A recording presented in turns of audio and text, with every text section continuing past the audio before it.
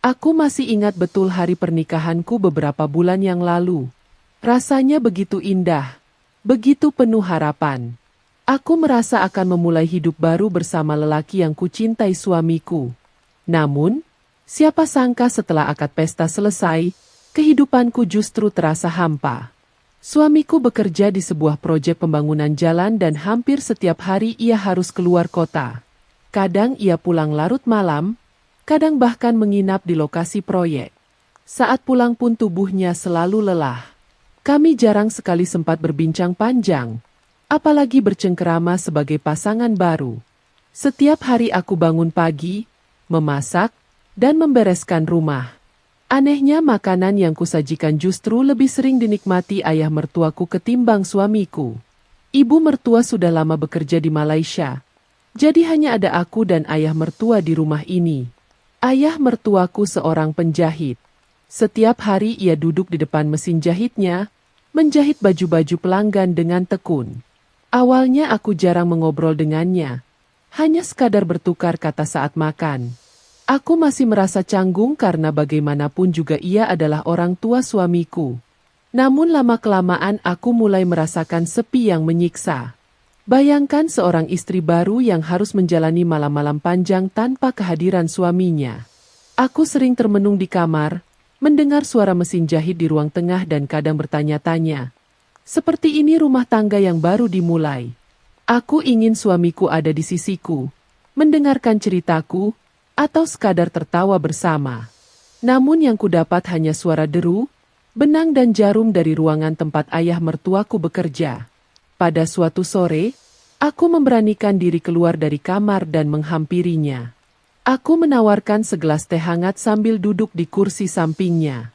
Ia tersenyum ramah menerima teh itu, lalu mulai bercerita tentang masa mudanya. Aku mendengarkan dengan saksama dan tanpa sadar aku tersenyum. Sejak hari itu aku menemukan bahwa ada celah kecil yang bisa mengisi kesepian ini. Aku tidak menyangka percakapan singkat itu akan menjadi awal dari sesuatu yang tak pernah kubayangkan sebelumnya. Hari-hari berikutnya terasa sedikit berbeda. Setelah perbincangan kecil sore itu, aku jadi lebih sering menemani ayah mertua ketika ia menjahit. Awalnya hanya duduk diam sambil melihat tangannya yang cekatan menggerakkan kain di bawah jarum. Lalu lama-lama aku mulai berani bertanya tentang bagaimana ia dulu belajar menjahit, siapa pelanggan favoritnya, bahkan sampai cerita masa mudanya yang penuh perjuangan. Anehnya aku merasa nyaman sekali mendengarnya berbicara. Suaranya tenang, penuh wibawa seperti suara yang menenangkan hati yang lelah. Setiap kali aku memasakkan sesuatu, ayah mertua selalu memuji hasil masakanku. Rasanya persis seperti masakan ibumu dulu, katanya sambil tersenyum. Ucapan itu membuat dadaku hangat, seolah aku dihargai sebagai bagian penting dalam rumah ini. Sementara suamiku, meski sesekali pulang, seringkali hanya menyantap beberapa suap lalu tertidur kelelahan tanpa banyak kata. Aku tahu ia bekerja keras untuk masa depan kami. Namun tetap saja aku merasa jauh. Ada satu sore ketika hujan turun deras, listrik padam dan suara mesin jahit berhenti. Kami duduk bersama di ruang tengah hanya diterangi cahaya lilin. Aku menyiapkan kopi untuknya. Lalu tanpa sadar kami berbincang lebih lama dari biasanya. Obrolan itu merembet dari pekerjaan, kenangan masa lalu hingga hal-hal kecil yang membuat kami tertawa. Aku merasa seperti sedang berbicara dengan seorang sahabat, bukan sekadar mertua. Sejak malam itu, aku mulai menunggu-nunggu saat ayah mertua pulang dari mengambil pesanan atau membeli bahan kain. Aku tak lagi merasa asing di rumah ini meski suamiku jarang hadir.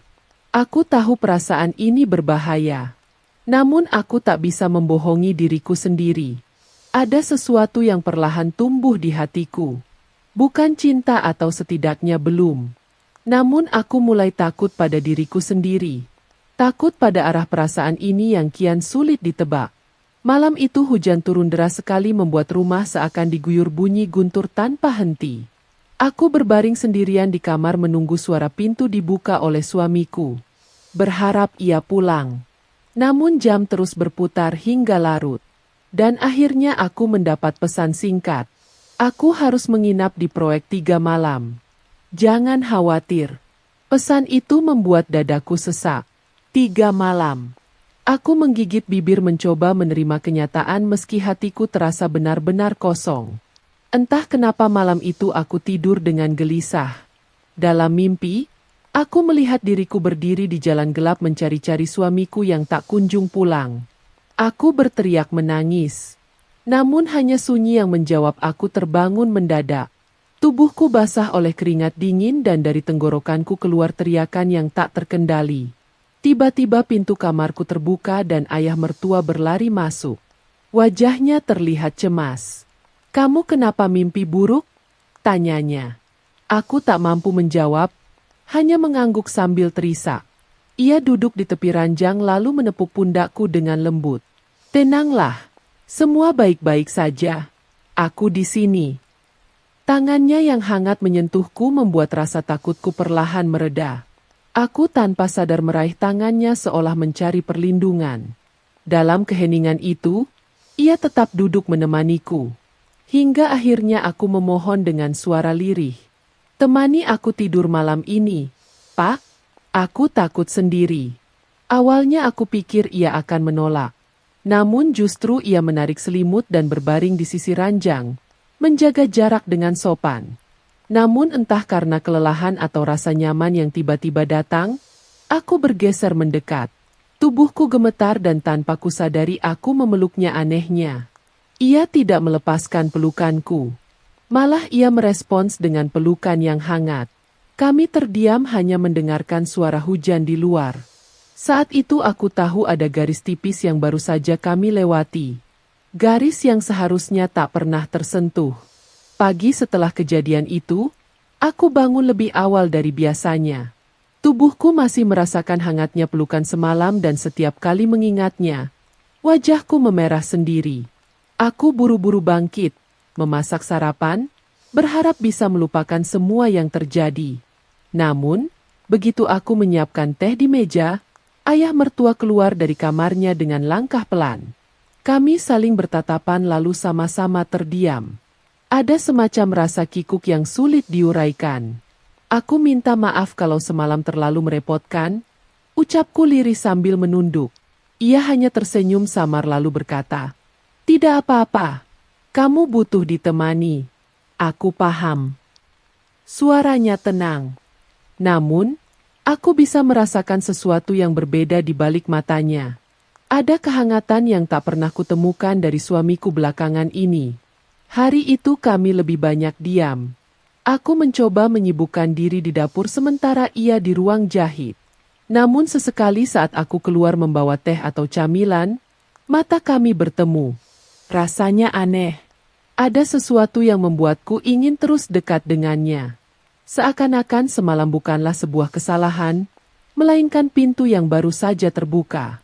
Malam berikutnya, aku kembali tidur dengan gelisah. Suamiku masih belum pulang, katanya proyek belum selesai. Aku termenung menatap ponselku yang sepi dari kabar. Tanpa kusadari, aku melangkah ke ruang jahit. Ayah mertua masih terjaga sibuk merapikan kain. Aku berdiri di pintu dan ia menoleh. "Bisa tidur?" tanyanya. Aku hanya menggeleng. Lalu ia mengajakku duduk. Kami pun berbincang pelan namun lama tentang banyak hal. Obrolan itu lagi-lagi membuatku merasa ringan. Dan saat aku hendak kembali ke kamar, ia berkata dengan nada pelan, "Kalau kamu takut sendirian lagi, aku bisa menemanimu." Ucapan itu membuat dadaku berdebar. Malam itu aku kembali terlelap dalam kehangatan yang sama. Bukan hanya tubuhku yang nyaman, namun hatiku juga. Sejak saat itu aku tahu kami sedang berjalan di jalan yang berbahaya. Namun anehnya aku tidak ingin berhenti. Aku mulai terbiasa dengan kebersamaan yang aneh ini. Setiap malam setelah memastikan rumah terkunci rapat, aku dan ayah mertua akan berbincang lama di kamarku.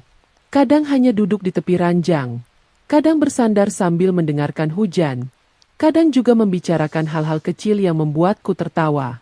Namun setiap kali aku tertawa di sisinya, hatiku terasa berkhianat.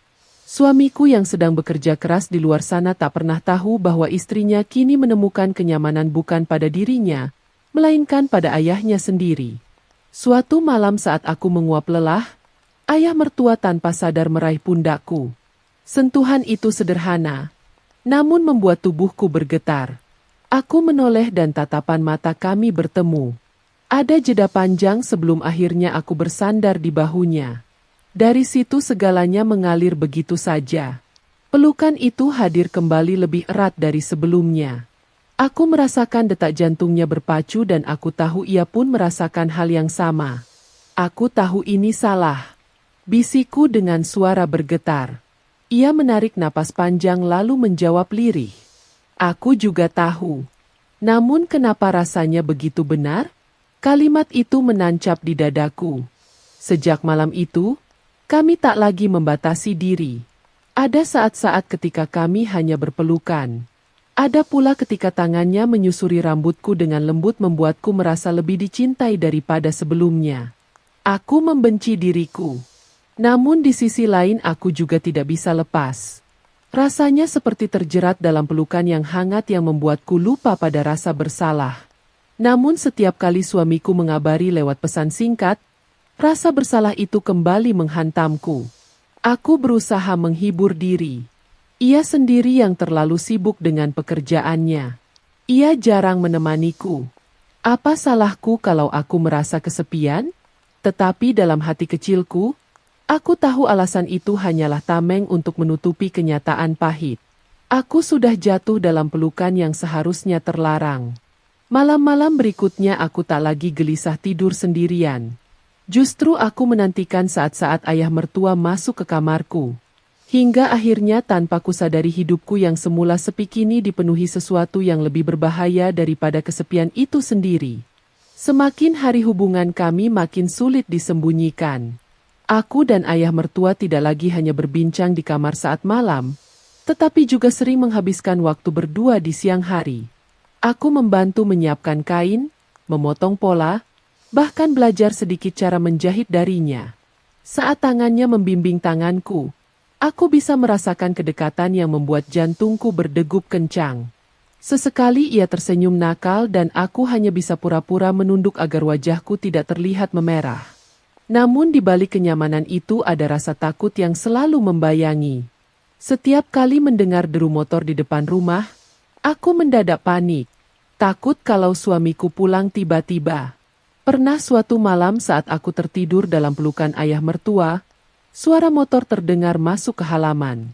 Aku sontak terlonjak. Wajahku pucat. Untungnya ternyata hanya tetangga yang pulang larut. Namun kejadian itu membuatku sadar betapa rapuh rahasia ini. Suatu sore aku sedang merapikan baju hasil jahitan ketika menemukan sebuah foto lama di meja kerja ayah mertua. Foto itu memperlihatkan dirinya di usia muda berdiri bersama seorang perempuan cantik yang tak ku kenal. Saat aku bertanya, ia hanya tersenyum samar. Itu masa lalu, katanya singkat. Namun aku menangkap ada sesuatu di matanya. Sebuah luka yang ia simpan rapat-rapat. Sejak saat itu, aku mulai bertanya-tanya. Apakah kesepian yang kurasakan sama dengan kesepian yang ia tanggung selama ini? Apakah itu sebabnya ia begitu mudah merespons kedekatanku? Malamnya saat kami kembali terbaring bersama, ia berbisik di telingaku. Kamu membuatku merasa hidup lagi. Kalimat itu menusukku dalam. Aku tak bisa membohongi diri sendiri. Aku pun merasa sama. Namun di saat bersamaan ada rasa takut yang makin menebal. Aku tahu cepat atau lambat suamiku akan merasakan ada yang berubah. Ia mungkin sibuk dengan pekerjaannya. Namun ia bukan orang bodoh. Dan jika rahasia ini terbongkar, aku tidak bisa membayangkan apa yang akan terjadi. Namun, satu hal yang kusadari malam itu, aku tak lagi bisa mundur. Sekalipun aku ingin, hatiku sudah terlalu dalam terikat pada ayah mertuaku. Aku hanya bisa berharap dunia tidak segera runtuh menimpa kami. Hari itu aku merasa gugup sejak pagi. Suamiku memberi kabar ia akan pulang. Seharusnya aku senang, namun justru dadaku sesak. Selama ini aku menanti-nantikan kehadirannya. Namun, setelah terlalu lama tenggelam dalam kebersamaan dengan ayah mertua, rasanya berbeda. Aku takut ia akan melihat sesuatu yang tak seharusnya terlihat. Sore itu aku dan ayah mertua masih di ruang jahit. Aku sedang membantunya melipat kain. Sementara ia duduk di kursi dengan tangan masih sibuk menjahit, suasana begitu tenang, sampai tiba-tiba suara motor berhenti di depan rumah. Aku refleks terlonjak. Wajah ayah mertua juga tegang. Seketika dirinya pulang, bisikku dengan wajah pucat suamiku masuk. Tubuhnya berdebu dan wajahnya lelah. Ia tersenyum tipis padaku. Lalu matanya tertuju pada ayahnya. "Kalian sibuk ya?" tanyanya datar. Aku cepat berdiri dan menyiapkan air minum mencoba menutupi kegugupanku. Namun aku bisa merasakan tatapan suamiku yang penuh tanda tanya. Malam itu saat ia berbaring di kamarnya, aku mencoba berbincang menanyakan kabarnya, pekerjaannya, apa ia lelah. Namun ia hanya menjawab singkat. Matanya tajam menatapku. "Kamu kelihatan berubah," ucapnya tiba-tiba. Aku tercekat tidak tahu harus menjawab apa. Ia menatapku lama seolah ingin menembus isi kepalaku. "Kamu terlalu sering dengan ayah kan?" tanyanya kemudian. Aku terguncang. Kata-katanya seperti pisau yang menusuk jantungku. Aku mencoba menyangkal mengatakan bahwa aku hanya membantu ayah mertua bekerja. Namun aku bisa melihat kecurigaan itu sudah terlanjur tumbuh di benaknya. Malam itu aku tidak bisa tidur. Aku tahu retakan sudah muncul. Sebentar lagi rahasia yang kusimpan rapat akan benar-benar runtuh. Aku tahu hari itu akan tiba. Namun tidak pernah kusangka akan secepat ini. Malam itu suamiku pulang lebih awal dari biasanya tanpa kabar. Aku sedang di kamar bersama ayah mertua kami, hanya duduk di tepi ranjang berbicara pelan. Namun entah bagaimana suasana menjadi lebih dekat. Aku bersandar di bahunya. Lalu ia meraih tanganku. Tepat saat itu pintu kamar terbuka dengan keras. Suamiku berdiri di sana. Matanya merah menatap kami. Dunia seakan berhenti. Aku tercekat sementara ayah mertua langsung bangkit dengan wajah pucat. "Apa yang kalian lakukan?" suamiku berteriak. Suaranya menggema di seluruh rumah. Aku ingin menjelaskan. Namun lidahku keluh. Semua sudah jelas terlihat. Tidak ada lagi yang bisa disembunyikan. Aku bekerja siang malam demi kalian. Demi rumah ini sementara kalian. Ia terhenti. Nadanya bergetar antara marah dan hancur. "Kalian mengkhianatiku." Tangannya mengepal. Dan untuk sesaat aku takut, ia akan melakukan sesuatu pada ayahnya. Namun ayah mertua menunduk mencoba menenangkan. "Dengar dulu penjelasanku, Nak." Suamiku menatap kami dengan tatapan tak percaya. Tidak ada penjelasan yang bisa membenarkan ini. Istriku sendiri dan ayahku sendiri. Suaranya pecah. Aku mendekatinya berusaha menyentuh tangannya. Namun ia menepis dengan kasar. "Jangan sentuh aku." Aku menangis tersungkur di lantai. Semua rasa bersalah yang selama ini kutahan meledak dalam satu malam. "Maafkan aku kesepian. Aku butuh kamu. Namun kamu selalu jauh." Kataku terbata-bata tak mampu meredakan amarahnya. Ia hanya menatapku dengan wajah yang penuh luka. Malam itu rumah kami berubah jadi neraka. Suamiku keluar dengan langkah keras meninggalkan aku dan ayah mertuaku dalam keheningan yang menam. Aku tahu tidak ada jalan kembali. Aku sudah menghancurkan segalanya dan sekarang tinggal menunggu keputusan apa yang akan ia ambil terhadap kami. Hari setelah pertengkaran itu terasa panjang dan menyesakan. Suamiku tak pulang selama hampir seminggu. Hanya ada aku dan ayah mertua di rumah. Duduk dalam diam tak banyak kata. Setiap kali aku menatapnya rasa bersalah menindihku. Namun di sisi lain hatiku semakin berat untuk melepaskannya. Kami berdua sama-sama tahu kami sudah melangkah terlalu jauh untuk kembali seperti semula. Akhirnya suamiku pulang bukan untuk berbaikan, melainkan untuk menuntut kejelasan. Di ruang tamu ia duduk, wajahnya keras, matanya tak lagi hangat. "Aku tidak bisa hidup dengan pengkhianatan ini," katanya. "Kalau kamu memilih dirinya, maka kamu bukan lagi istriku." Aku terdiam. Dadaku bergemuruh. Aku menoleh ke arah ayah mertua yang duduk menunduk. Tangannya bergetar. Untuk sesaat aku ingin berlari ke pelukan suamiku meminta waktu untuk memperbaiki segalanya. Namun lidahku keluh dan hatiku menolak. Aku sudah terlalu dalam. Dengan suara parah aku berkata, aku memilih dirinya. Suamiku menatapku dengan wajah hancur lalu berdiri tanpa sepatah kata. Malam itu rumah ini resmi terbelah. Beberapa hari kemudian kami bercerai secara resmi. Aku tak pernah menyangka akan mengucapkan kata-kata itu pada pernikahan yang baru saja dimulai. Namun kenyataannya aku telah meninggalkannya demi seseorang yang sama sekali tak seharusnya kucintai. Plot twist datang beberapa minggu setelahnya. Ayah mertua yang selama ini terlihat begitu kuat dan tenang, akhirnya membuka rahasia yang selama ini ia simpan. Aku sebenarnya sudah lama ingin pergi ke Malaysia menyusul ibumu. Namun sejak engkau datang aku merasa ada alasan untuk tetap di sini. Aku tak ingin kesepian lagi. Ucapannya membuatku sadar. Aku bukan hanya mengisi kekosongan hatinya, tetapi juga menjadi pengganti sesuatu yang hilang dalam hidupnya. Kini aku hidup bersamanya. Dunia mungkin mencibir, orang-orang mungkin mengutuk, bahkan darah daging sendiri mungkin menolak. Namun anehnya aku merasa lebih hidup dibanding sebelumnya. Aku tidak tahu apakah ini cinta sejati atau hanya luka yang bertemu luka. Namun yang pasti aku sudah memilih jalan ini. Jalan yang tak pernah terpikirkan saat aku pertama kali mengucap ijab kabul.